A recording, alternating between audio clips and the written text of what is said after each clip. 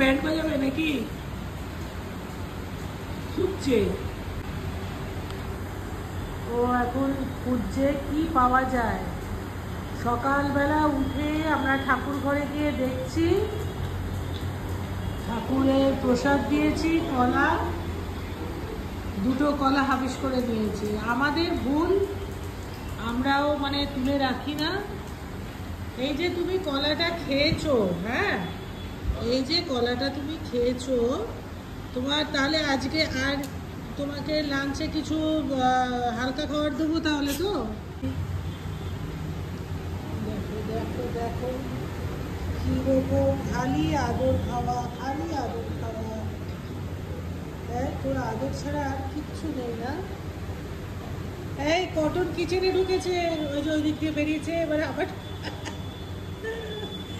এই দিক দিয়ে বেরোচ্ছে, ওই দিক দিয়ে ঢুকছে, ওইখানে কটন গেছে। ওই দেখ, ওই দেখ, ওর নিমেষে ওর ইস্যু হয়ে যায়। ওই দেখ আবার কিছু একটা ধান্দা, ওকে কিছু একটা করতেই হবে। হ্যাঁ, কিছু একটা করতে হবে। 10 মিনিটের জন্য দিদার ঘরে আমরা ওকে বন্ধ রেখেছিলাম। কিভাবে? হ্যাঁ, দুটো কলা, সেটা আবার বজরংবলীর মতন শক্তি এসে যাবে তো কটনে। ব্যাস উঠে গেছে। পাপা এখনো ব্ল্যাঙ্কেট সরায়নি, ওর মধ্যে বসে পড়েছে। হ্যাঁ, আজকে ওর লাঞ্চে আজকে একদম মানে দু চামচ ভাত দেবো তোকে। তুই দুখানা কলা তুই খেয়ে নিয়ে বসে রয়েছিস। হ্যাঁ, দুষ্টু, ভীষণ দুষ্টু হয়ে যাচ্ছ তুমি।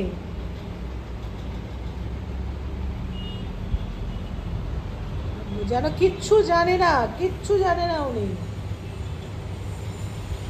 এই যে আমি তোমায় বলছি, তোমাকে বলছি,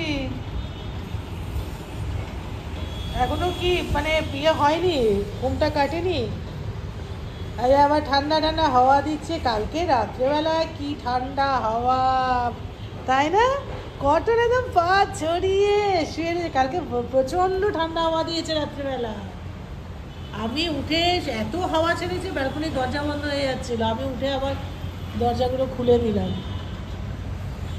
আর ক্যান্ডি সুযোগ পেলে ব্যালকনিতে গিয়ে শুয়ে থাকে, কটন কিচেনে শুয়ে থাকে।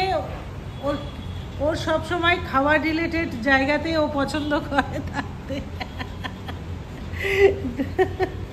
আবার আমার কাছে এসে বসা কেন? হ্যাঁ, আমার কাছে এখানে